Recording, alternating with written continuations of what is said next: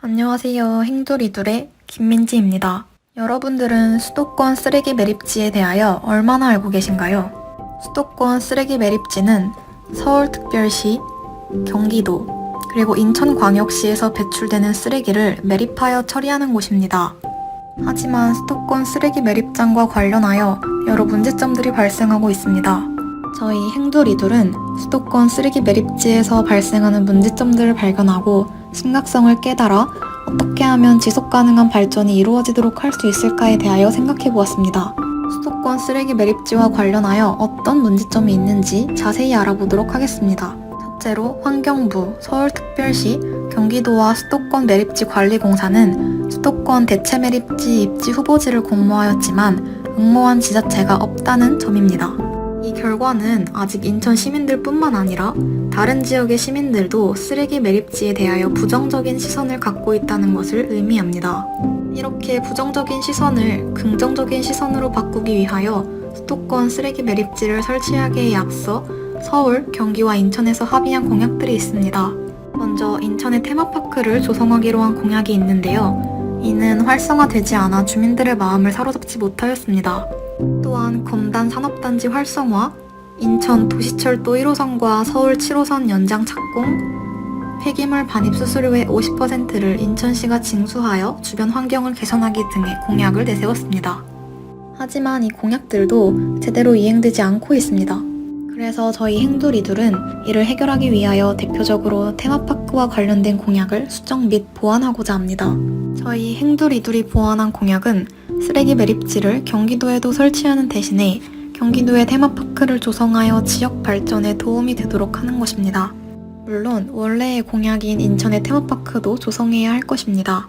테마파크 조성에 앞서 테마파크의 정의에 대해서 알아보겠습니다. 테마파크란 특정한 주제를 정하여 사람들이 즐길 수 있도록 만든 공간을 의미합니다. 테마파크를 건축한다면 각각에게 혜택이 있으므로 반대 의견을 갖고 있던 시민들이 차츰 의견을 수렴할 것입니다. 그리고 저희가 제안하고 싶은 바는 인천뿐 아니라 경기도의 인구수가 낮으면서도 토지 면적이 여유있는 경기도 연천군, 가평군과 동두천시와 같은 지역에 매립지를 분배하여 나눠 세우자는 것입니다. 현재 경기도 수원시와 용인시는 인구가 100만 명이 넘어 특례시로 지정이 됐을 정도로 인구 분포가 고르지 않은 상황입니다. 따라서 인구수가 낮은 지역에 매립지를 세우고 테마파크를 함께 건축하여 재정 자립이 낮은 지역의 경제 활성화와 테마파크 홍보를 통한 지역 이미지 개선 등을 목표로 하고 있습니다. 오직 쓰레기 매립지만을 설치한다고 한다면 인천의 경우와 마찬가지로 시민들의 반대가 존재할 것입니다.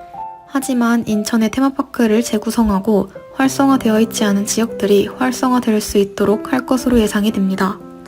또한 테마파크 조성으로 인하여 학생들의 견학 및 체험의 기회 발생으로 지역 홍보에 더하여 쓰레기 매립지 견학으로 환경 문제의 심각성을 학생들에게 알려 환경 문제에 대한 관심을 촉발시킬 수 있습니다. 추가적으로 테마파크 조성은 관광과 체험으로 공사담과 같은 잘 알려지지 않은 직업의 다양성에 대해 전망을 넓히고 일자리 창출이라는 효과까지 얻을 수 있을 것으로 예상됩니다.